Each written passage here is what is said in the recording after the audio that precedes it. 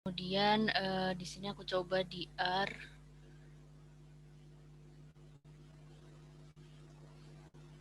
Nah, kemarin kalau kita bicara tentang arts sama guards model itu sebentar.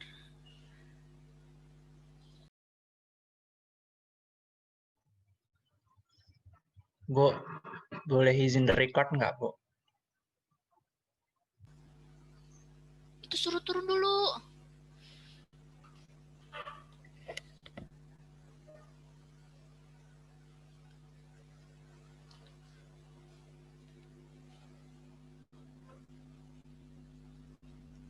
Ya.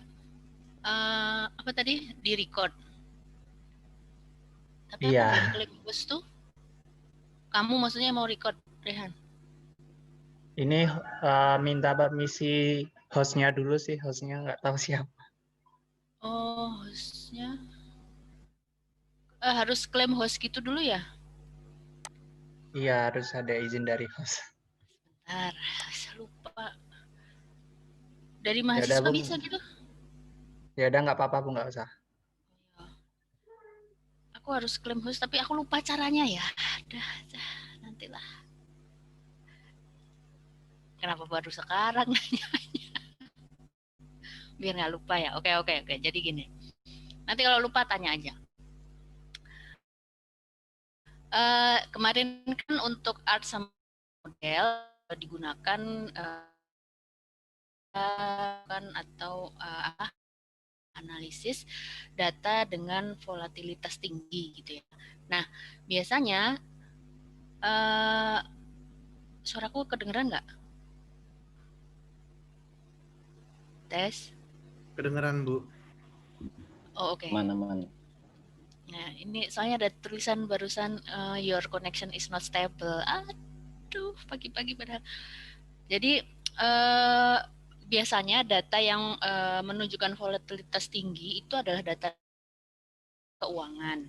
Nah, hari ini kita akan mencoba dengan menggunakan salah satu jenis data keuangan. Maksudnya data keuangan itu yang kayak data saham gitu ya, data valuta asing, nilai kurs itu kan nilai datanya biasanya juga dipantaunya.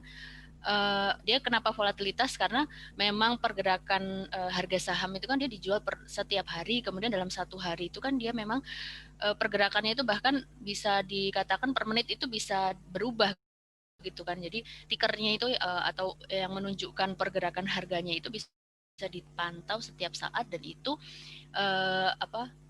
selalu berubah gitu setiap saat sebelum harga penjualan sahamnya itu ditutup pada hari itu.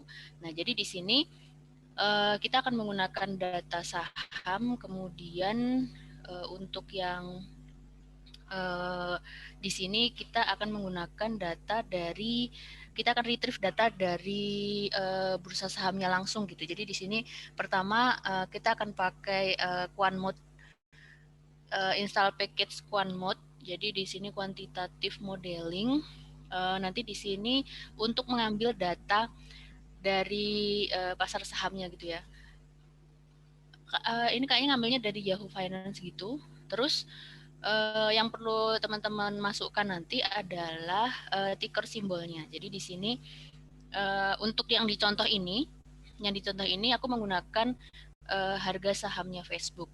Tapi buat disclaimer, aku nggak mempromot saham Facebook gitu ya. Jadi nanti yang akan kita lakukan hari ini adalah untuk buat pembelajaran. Jadi bukan artinya nanti ketika kesimpulannya nanti kan hasil akhirnya yang biasanya dilakukan buat analisis stock market ini kan untuk forecasting gitu ya. Jadi ke depan itu harga sahamnya akan seperti apa? Apakah akan naik atau turun gitu. Nah, jadi kita nggak promote suatu perusahaan tertentu. Kalau misalkan teman-teman main di saham, bukan berarti terus aku akan mempromosikan ayo beli saham yang ini, enggak gitu. Jadi di sini yang perlu teman-teman masukkan itu nanti adalah di ticker simbolnya. Jadi di sini untuk Facebook, perusahaan Facebook Inc. itu dia ticker simbolnya adalah FB. Jadi kalau kalian nanti kan kalian akan melanjutkan dengan menggunakan data yang lain. Nah, kalian bisa Google untuk ticker simbol dari perusahaan-perusahaan itu. Kayak misalkan Twitter itu ticker simbolnya TWTR gitu ya. Kemudian banyak gitu. Jadi yang dimasukkan itu bukan nama perusahaannya tapi simbolnya. Nih.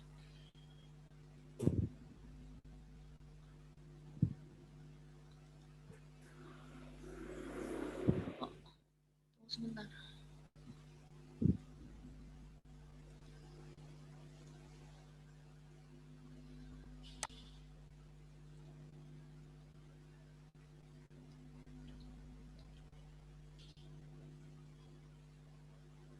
Nah, untuk data yang diambil dari pasar saham ini itu adalah data mulai dari si perusahaan tersebut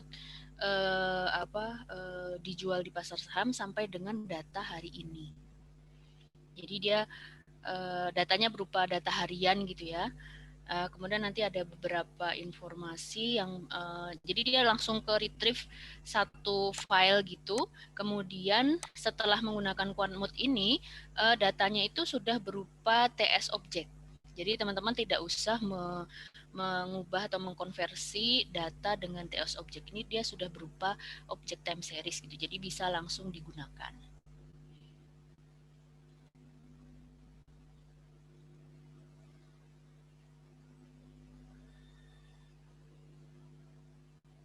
Aku deg-degan ngeran R di sini nih. Kemarin sih lancar jaya karena pakai PC kantor ya.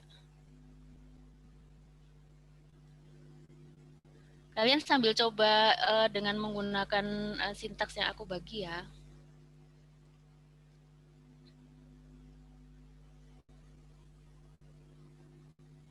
Nah, untuk yang ini berarti kita udah mengambil meretrieve data FB-nya, terus kita mau lihat isi dari data FB itu apa saja.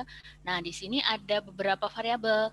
Jadi ada FB open, FB high, low, close, FB volume sama FB adjusted. Nah, untuk analisis data keuangan, analisis stock market itu yang biasanya digunakan adalah harga penutupan. Jadi yang di FB Plus itu. Jadi untuk selain harga penutupan itu teman-teman bisa juga pakai daily return ya. Jadi fungsi daily return itu adalah fungsi untuk analisis stock market yang ada di QuantMode.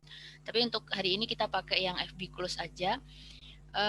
Terus maksudnya untuk FB Open tuh apa? Ini adalah harga penjualan gitu ya. Jadi pada saat si bursa itu buka di pagi hari, si FB ini akan dijual pada hari itu tuh pada posisi berapa. Jadi misalkan dia buka jam 8 gitu ya. Kemudian dijual di awal pagi itu jam berapa? Jam 8 itu dijual misalkan di situ 42,05. Terus yang high sama low berarti kan dalam satu hari itu misalkan dia dijual si bursa ini buka dari jam 8 sampai jam berapa? Jam 5 gitu, jam kantor. Terus jadi dari jam 8 pagi sampai jam 5 itu kan dia ada pergerakan naik turun seperti aku bilang kalau stock market dia setiap menit itu ada pergerakan naik turun. Nah, yang tercatat harga tertinggi pada hari itu adalah di FB high, kemudian untuk yang harga terendahnya adalah di FB low. Kemudian untuk yang di close itu adalah harga penutupan itu pada saat ditutup bursa saham itu tadi jam 5, maka posisi harga pada jam adalah di FB close. Kemudian untuk FB volume adalah yang terjual pada hari itu, kemudian FB adjusted itu adalah harga close yang sudah di adjusted dengan rata-rata hariannya. Nah, jadi kita akan pakai yang ini ya, yang FB close ini ya untuk kita analisis.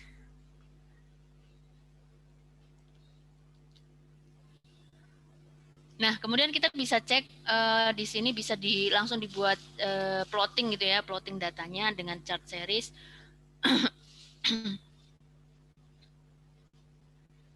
Nah, jadi bisa dilihat bahwa jadi di sini bisa dilihat dia sangat volatil gitu ya. Jadi kecenderungannya emang naik gitu, emang naik gitu ya secara garis besar, secara general dia trennya naik gitu. Tapi ketika diperhatikan di titik-titik ini itu nih contohnya di sini ini ada penurunan ya kan, ada penurunan. Jadi ada satu periode yang dia setelah turun itu akan turun terus. Kemudian setelah turun dia akan naik. Nah, jadi ketika dia naik dia akan naik terus. Gitu. Kemudian nanti di sini dia turun, pas ketika dia turun terus. Jadi di sini ada indikasi bahwa variansnya itu tidak konstan over time. Gitu. Kemudian ini kita akan mengambil si FB close ini karena kan kita tidak akan menggunakan semuanya di dalam analisis, hanya si FB close. Ya, berarti kita akan mengambil satu variabel saja. Jadi di sini ketika dicek nanti isinya hanya di dalam FB, di dalam FB close ini isinya hanya satu variabel. Nah, kemudian untuk melakukan melakukan guards modeling di R itu ada banyak function, tapi yang salah satu yang sering digunakan gitu ya, yang dia bisa memberikan fleksibilitas terhadap model, baik di variance model maupun di mean modelnya, itu adalah RUGuards. Walaupun yang akan kita gunakan pada hari ini masih yang standar gitu ya, maksudnya kita belum bermain ke model yang berbeda, tapi kita mulai dulu dari penggunaan RUGuards. Jadi nanti ada juga yang FGuards gitu ya, atau GARCH aja gitu, tapi yang buat fitting itu GARCH juga ada. Nah, tapi biasanya yang sering dipakai itu adalah RUGuards.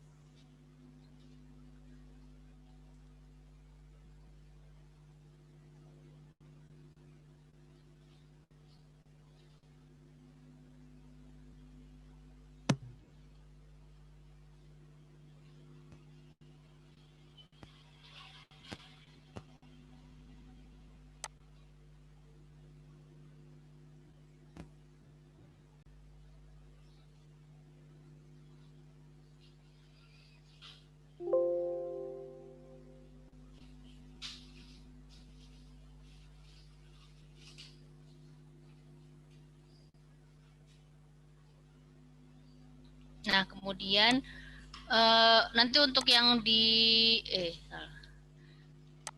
untuk yang forecast, yang library forecast ggplot2 itu ini sama seperti yang waktu itu teman-teman gunakan buat ARMA model ya. Jadi di sini aku mau nunjukin pada step awalnya itu biasanya akan dilihat untuk model residual dari ARIMA-nya itu akan dicek apakah dia memerlukan modeling guards atau tidak.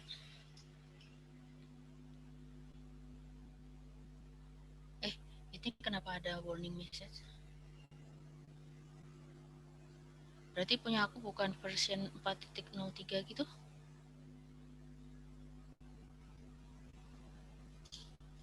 Ntar coba ya.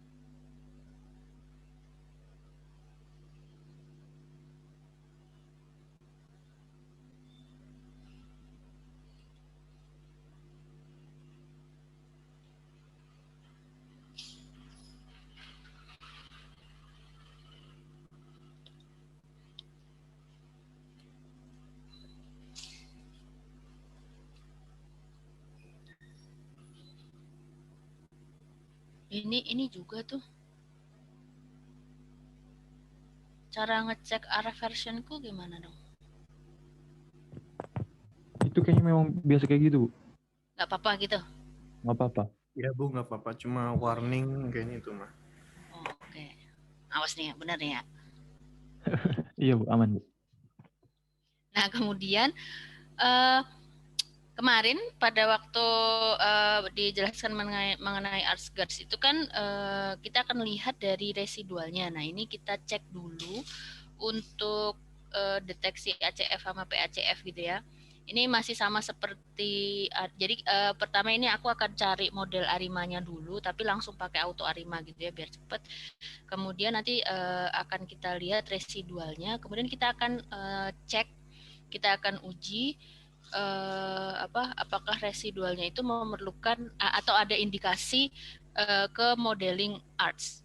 Jadi di sini ACF sama PACF itu kan sekali lagi dia hanya merupakan indikasi awal gitu ya. Jadi untuk menentukan apakah kita akan melanjutkan ke guards modeling atau tidak itu tetap memerlukan pengujian. Hanya biasanya untuk data-data yang memang terkenal memiliki volatilitas tinggi itu di beberapa praktisi itu dia tidak melakukan pengujian ini. Jadi langsung ketika dia menganalisis stock price itu dia akan langsung menggunakan guards modeling.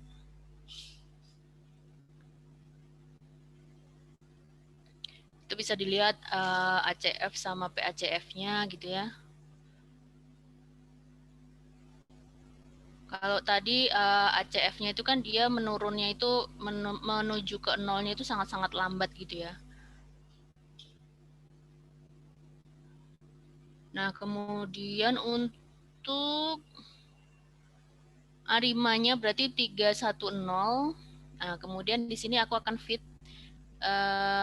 fitkan model tadi untuk mendapatkan residualnya. Kemudian nanti dari residualnya bisa di tes dengan menggunakan ArcTest ini.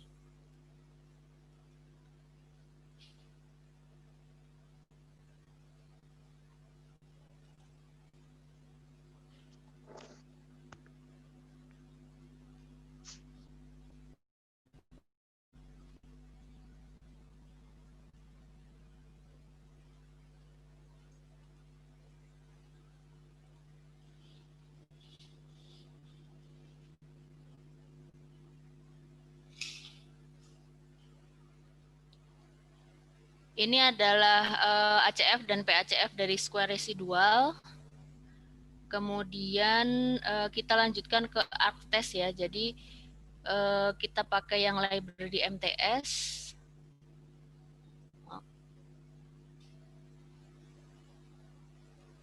Kenapa itu?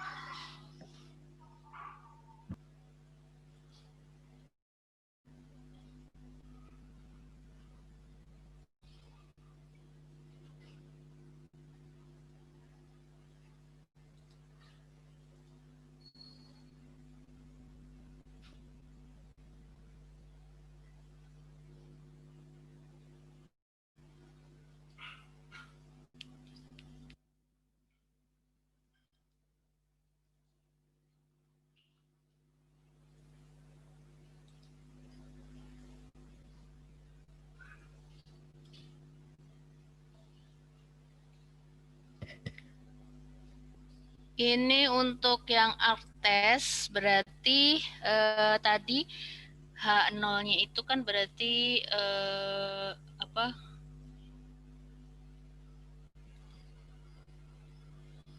H0-nya itu berarti residualnya itu menunjukkan tidak ada arc effect, sedangkan untuk H1-nya itu berarti arc effect-nya itu ada gitu.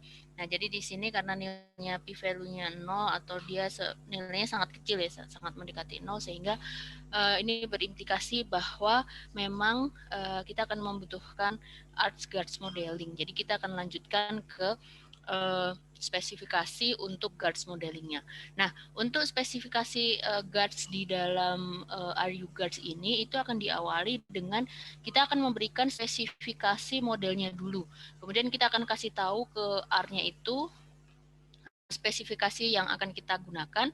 Kemudian nanti si R itu akan memodelkan, kemudian kita bisa langsung fitting. Kemudian kalau misalkan kita mau melakukan forecasting, biasanya mencari model terbaik untuk forecasting gitu ya. Jadi nanti kita akan membandingkan nilai AIC-nya. Untuk sementara kita hanya akan melihat nanti pada nilai diagnostiknya itu hanya berdasarkan perbandingan nilai AIC-nya saja. Jadi nanti kita akan pilih model yang memiliki nilai AIC paling kecil. Nah, untuk memberikan atau untuk ngasih tahu spesifikasi model dari yang kita inginkan gitu ya, itu kita bisa pakai yang dari fungsi UGuard spec, jadi univariate guard specification. Jadi nanti kalau perluasan dari model guards itu juga bisa digunakan untuk analisis multivariat. Nah, tapi di sini kita masih bekerja dengan satu variat saja, berarti pakai yang UGuard spec. Kemudian ada beberapa hal yang akan kita tuliskan di dalam list UGuard spec. Itu ada variance model. Jadi model guards-nya itu akan pakai apa di sini ya. Ini adalah S-guards itu adalah standar guards, kemudian guards ordernya itu adalah satu-satu, kemudian di model listnya itu untuk yang min modelnya itu berarti kita akan memodelkan untuk kalau yang guards itu kan adalah untuk yang di model residual. Nah, di sini kita mix dengan yang di armanya ya. Jadi data prediksi datanya itu untuk time series datanya sendiri itu akan dimodelkan juga dengan arma. Kalau misalkan inginnya hanya guard saja, berarti nanti order armanya itu bisa di kosong-kosong seperti ini. Nah, untuk yang distribution model berarti di sini kita pakai student model untuk yang conditional distributionnya. Nanti di situ ada beberapa pilihan seperti normal dan lain-lain. Tapi untuk sementara kita pakai yang standarnya. Jadi kalau misalkan teman-teman di awal nggak melis guards order, arma order, sama distribution model, hanya menuliskan UGuard spec saja. Nah, ini berarti kalian akan menggunakan guard standar yang satu-satu dan arma satu-satu.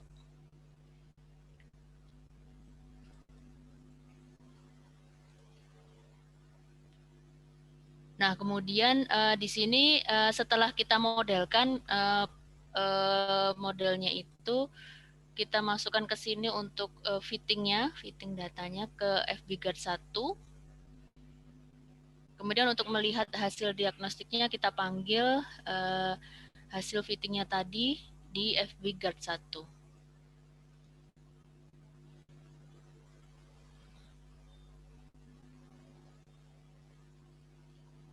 Untuk yang di sini ini adalah hasil diagnostik checkingnya ya. Jadi ada banyak, bukan beberapa aja tapi banyak. Nah, untuk sementara kita akan melihat AIC nilai AIC-nya saja. Yang lain-lain itu karena nantinya akan berpengaruh ke pemilihan model, apakah dia akan pakai standar guards atau yang lain gitu ya. Jadi kita ignore dulu untuk saat ini. Jadi nilai AIC-nya dia ada di tengah. Ini nih. Jadi nilai AIC-nya adalah 4,12. Nah, ini kan berarti kita pakai yang satu-satu gitu ya. Nah, untuk spesifikasi di GARS model ini, karena kita akan mulai dulu ya. Jadi kita yang akan ngasih spesifikasi model. Jadi di sini berlaku trial and error. Jadi kita akan memasukkan beberapa model, kemudian kita akan bandingkan nilai IC-nya. Untuk sementara pemilihan modelnya berarti kan pakai yang parsimonious model itu ya. Jadi yang sederhana-sederhana dulu.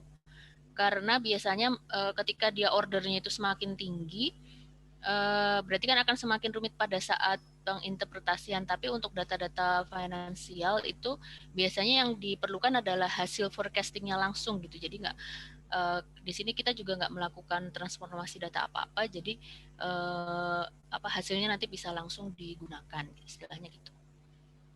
Untuk yang di model kedua, di spesifikasi kedua, kita akan coba yang armanya 00.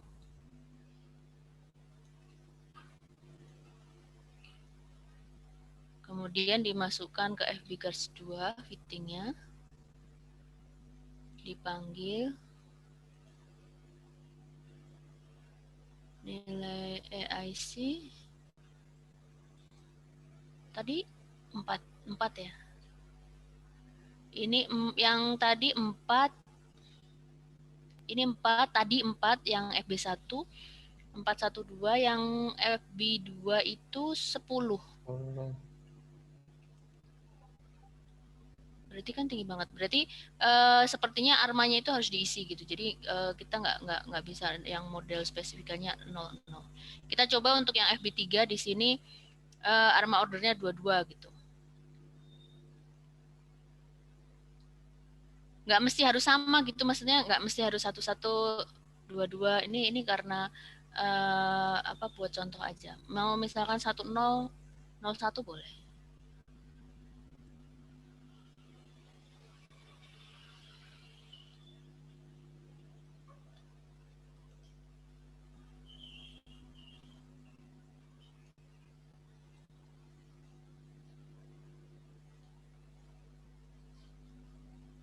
Ini 411.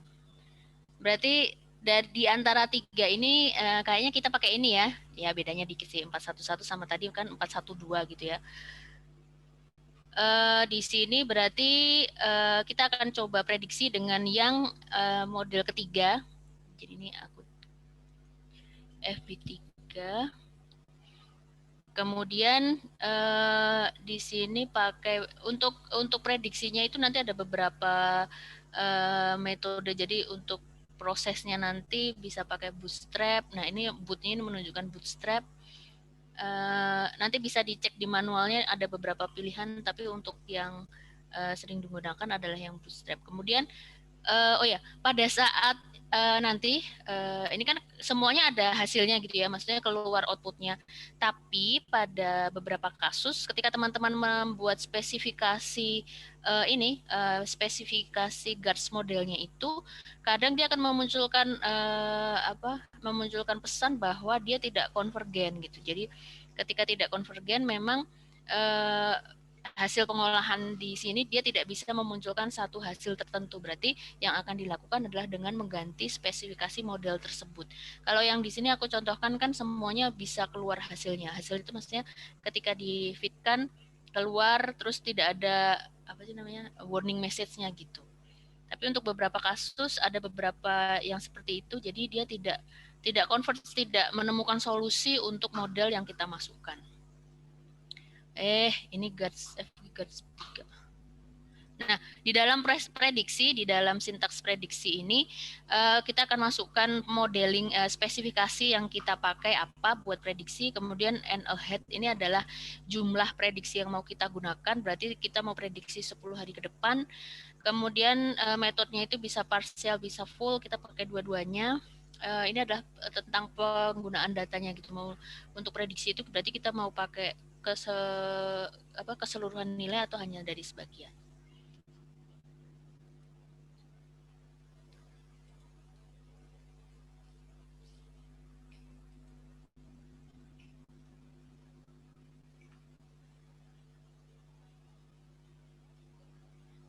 Salah.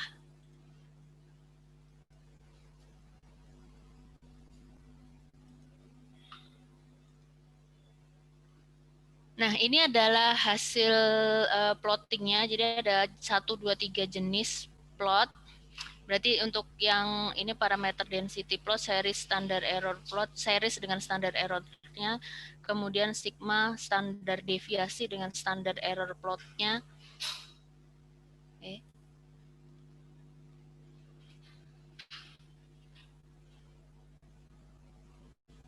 Nah, untuk di hasilnya sendiri, ini kan ada 2 garis ya, forecast sama bootstrap.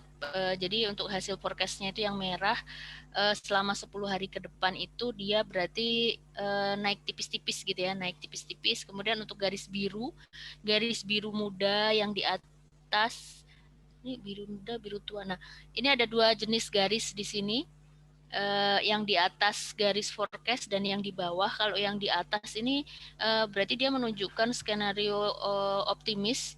Kemudian yang di bawah ini adalah yang pesimis. Jadi yang kayak interval, dia akan mengambil prediksi yang paling di ujung kanan sama yang di ujung kiri gitu.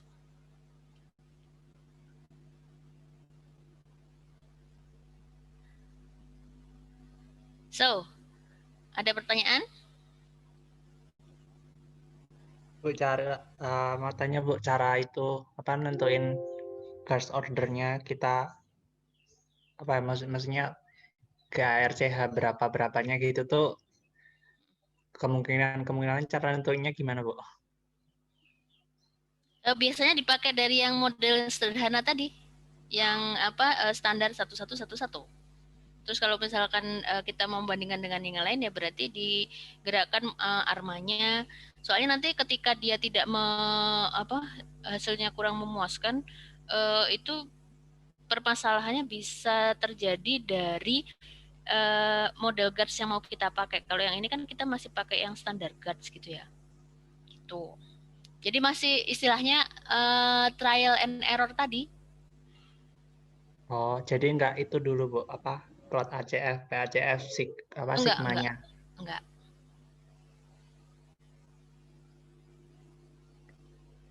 Kalau mau misalkan ngambil dari situ juga nggak apa-apa, tapi itu kan masih berupa indikasi ya, jadi kadang juga nggak pas juga kan. Jadi tetap kayaknya kalau dibilang tetap dari trial and error, gitu. Karena spesifikasi yang kita masukkan itu dari kita gitu. Kalau misalkan tadi dibandingkan dengan hasil Arimanya itu kan dia 310 dan ordernya itu kan udah tinggi gitu ya. Jadi di sini nanti untuk di pertemuan mendatang mungkin kita akan coba dengan yang bukan pakai S-guards, jadi indikasi-indikasi lain dengan memanfaatkan hasil diagnostic checkingnya itu. Terus sama itu Bu, hasil kalau misalnya AIC-nya kecil kan yang kepilih kan Bu. Tapi parameter-parameternya itu harus signifikan semua nggak Bu? Yang ada shape dan kawan-kawannya itu tadi. Ya, harusnya iya.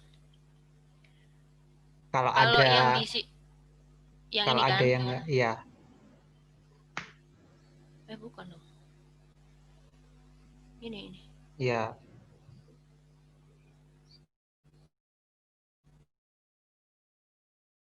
Nggak signifikan, kita ignore nggak apa-apa. Oh, Omeganya, oke. kalau yang omega ini kan intercept ya, biasanya dia nggak signifikan gitu.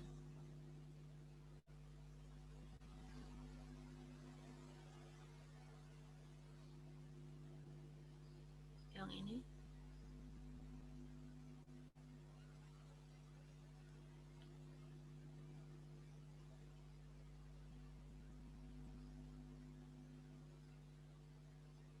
Ya. Bu, terus kalau misalnya udah nemu nih Bu, ini tuh satu model ini tuh buat kayak kalau Arima kan satu model itu buat sepanjang waktu gitu. Kalau ini tuh gitu nggak Bu atau bakal bisa ganti-ganti setiap waktu gitu? Kalau maksudnya ganti-ganti, maksudnya ketika dia Kayak kan kalau saham terus diupdate gitu kan Bu, itu bakalan misalnya kalau periode ini sampai periode ini tuh pakai model ini, tapi kalau periode selanjutnya masih bisa pakai gitu. Itu enggak gitu Bu? masih bisa pakai ini, karena kan dengan guards itu kita memodelkan variansnya juga kan. Jadi kalau misalkan tadi dia di variansnya itu tidak, jadi gini, kalau ketika kita forecast terus variansnya itu tidak konsisten, tidak konstan gitu ya. Berarti kalau misalkan kita forecast ke depan, berarti kan hasilnya tidak tepat gitu karena variansnya itu bergerak bervariasi gitu kan. Nah, tapi di sini karena kita sudah memodelkan variansnya, jadi untuk melakukan forecasting ya berarti hasilnya itu bisa prediktif gitu. Ya, menjawab nggak? Menjawab. Nah, iya. Nah, kalau misalkan kita punya varians yang tidak konstan tadi, terus kita pakai ARIMA saja, berarti itu yang maksudnya tadi ketika digunakan prediksi, ketika digunakan untuk forecast hasilnya tidak akurat gitu kan, karena kita mengabaikan adanya fakta bahwa si variansnya itu dia akan bergerak gitu seiring waktu gitu. Oh iya Bu, oke. Nah, untuk selanjutnya nanti teman-teman buat responsi hari ini bisa dicoba perusahaan apalah gitu ya. Nyari ticker simbolnya, kemudian kalian coba. Perbedaannya paling banyak datanya gitu karena kan dia masuk pasar saham itu kan beda-beda. Ada yang duluan, ada yang belakangan gitu. Jadi bedanya cuma di situ. Tapi untuk volatilitasnya itu biasanya sama. Apalagi untuk yang data tahun ini itu kan berarti dia bisa dibilang karena ada konstruksi ekonomi karena COVID, sedangkan data kita kan tadi termasuk juga yang tahun 2020 gitu. Jadi pasti akan volatil gitu.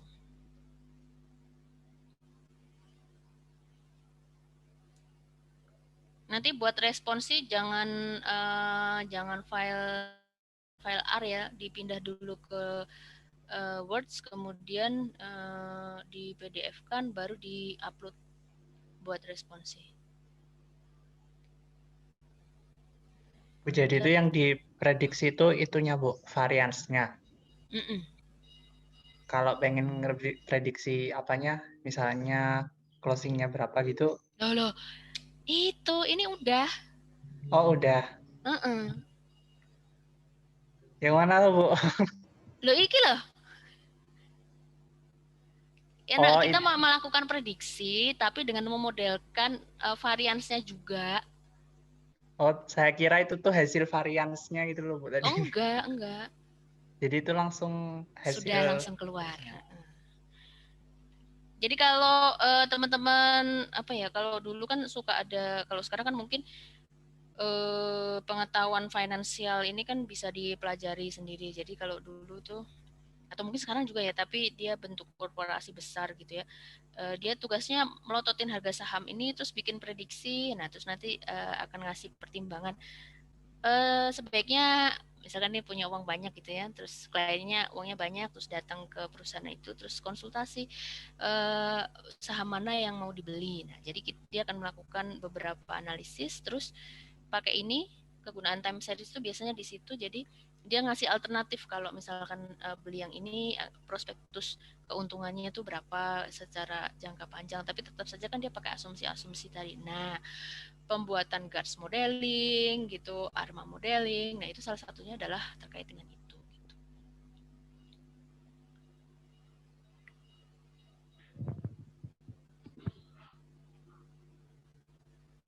Bu, izin bertanya, Bu. Yuk. Itu yang di forecast itu selalu yang di bagian close-nya ya, Bu? Atau gimana, Bu? Iya. Karena ini stock market gitu.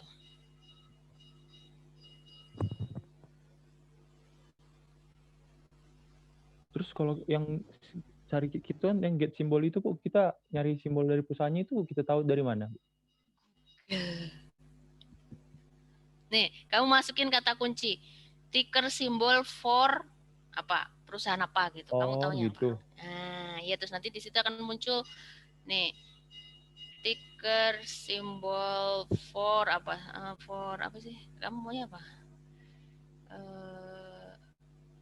Google gitu, ya kan? Google.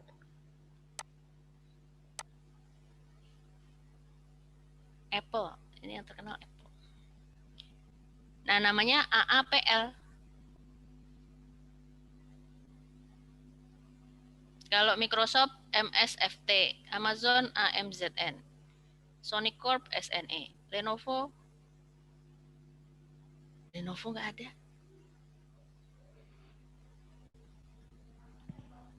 Itu bisa dicek, jadi bisa macam-macam.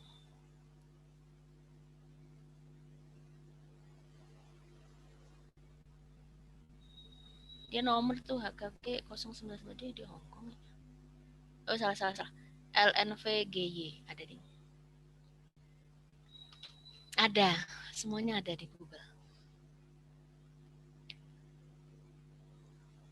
Izin bertanya, Bu. Ya. Kan tadi waktu dilihat headnya itu row pertama itu tahun 2012 bulan Mei tanggal 8. Terus row kedua itu tahun 2012 bulan Mei tanggal 21, Bu. Jadi itu harinya nggak urut, itu nggak apa-apa, Bu? Nggak apa-apa.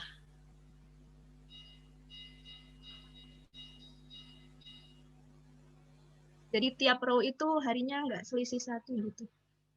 Berikutnya tapi selisih 1. Jadi kalau misalnya ada yang selisihnya nggak sama itu nggak apa-apa gitu. Nggak apa-apa karena dia biasanya itu kan dia di awal ya, awal jualan ya. Di tengah-tengahnya saya lihat tadi juga. Minggu tutup ya Bentar dong, aku tuh juga nggak main saham.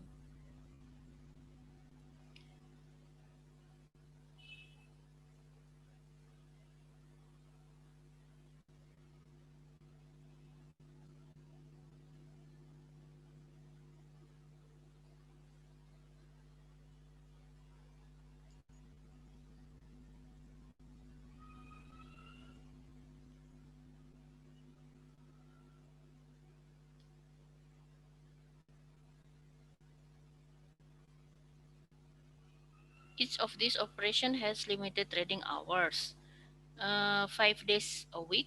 On Saturday and Sundays, as well as federal holidays, is closed for business. Iya, tutup.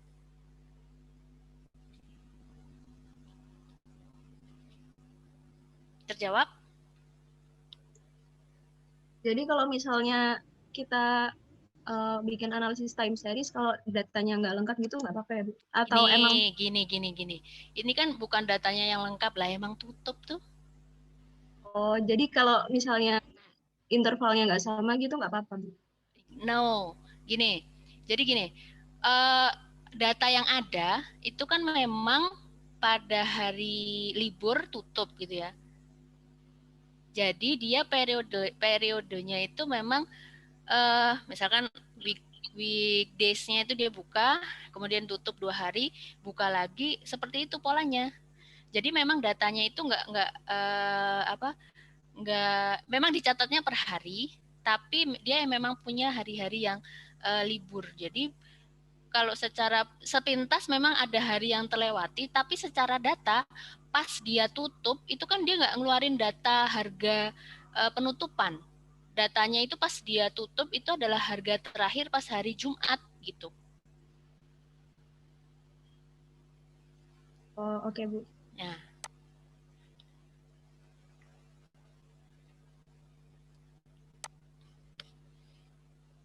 Ya, yang kuliah aja tutup ya kan, libur. Nah, ini juga libur dong.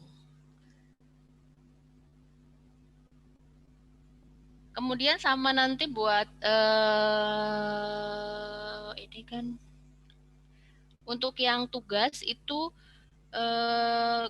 aku ngomonginnya di kelas ini apa di kelas ya kalau misalkan aku udah ngumumin berarti aku ulangin aja. Berarti nanti untuk presentasi tugas itu kita ini ada tugas kan ya, kalian bikin tugas nggak sih? Bikin. Terus presentasinya itu aku kumpulin di pertemuan ke-14 aja ya. Kemarin kan kalau nggak salah aku bilang presentasinya akan dimulai di pertemuan 12 gitu. Nah ini aku mundurkan di pertemuan 14, tapi berarti di pertemuan 14 itu, di pertemuan terakhir maksudnya, berarti akan dipresentasikan semua. Semua maksudnya kemarin kan pasang-pasangan gitu kan. Ada satu sebagai presenter, satu kelompok yang mempresentasikan, kemudian akan dibahas dengan pasangannya gitu, pasangan kelompok yang lain. Jadi di sini karena kayaknya rata-rata 12 kelompok, berarti langsung pas di pertemuan 14 itu langsung 6 sesi gitu. 6 sesi presentasi diskusi. Nggak apa-apa? Nggak apa-apa, Bu. 14 kan, Bu? Berarti tanggal sebentar. Tanggal 17 Desember. Wah, Bu pulang kampung. Kalian kan udah di kampung. Oke ya, kita set tanggal 17 ya. Efektif karena ya gini suka sinyal-sinyal gitu. Kalau mekanismenya itu kalian tentukan sendiri. Jadi mau di atau kesepakatan juga boleh, terserah. Aku taunya terima beres gitu ya. Yang mau presentasi di antara misalkan kelompok 1, 2 yang mau presentasi apakah diundi kelompok 1 atau 2 atau sudah ditentukan yang nomor ganjil yang presentasi, nomor genap yang discussion gitu. Terserah aja. Tapi untuk yang mau presentasi itu dibikin videonya aja. Jadi biar pas nanti pelaksanaan itu nggak terkendala sinyal dan sebagainya. Kemarin aku ada pengalaman ikut conference dan untuk mengatasi kendala itu si peserta yang mau presentasi itu bikin video terus diupload di YouTube, terus linknya dikasih ke panitia. Nah, panitia nanti yang akan memutarkan gitu. Nah, jadi pada saat presentasi karena sudah direkam sebelumnya, waktunya itu bisa precise gitu. Tapi tetap pas saat konferensinya itu tanya jawabnya langsung. Nah, jadi nanti pas kita pertemuan ke-14 itu kalian udah ada videonya sebelumnya udah di-share. Sehari sebelum juga nggak apa-apa di-share-nya di YouTube gitu. Nah, terus nanti pada saat hari H-nya itu kita tinggal lihat di YouTube. Terus yang mau nanya tinggal yang mau diskusi yang klub tim yang mau mendiskusikan tinggal menanyakan gitu. Kan waktunya ini untuk presentasinya itu 10 menit. 10 menit kemudian tanya jawabnya itu 5 menit. Kalau 6 kelompok kan kalau satu pasang itu 15 kan 15 kali 6 90 menit. Berarti masih ada sisa kalau ada materi atau topik yang menarik gitu, mungkin pertanyaannya agak banyak, itu masih bisa kita akomodir. Kalau misalkan presentasinya langsung itu kalian kan juga nggak serumah kan tinggalnya, maksudnya pas saat presentasi itu kan juga dari mana-mana kan, jadi siapa tahu pas hari itu pas lagi gangguan mati lampu gitu-gitu tetap semuanya bisa kontribusi di presentasinya. Kira-kira kalau kayak gitu gimana?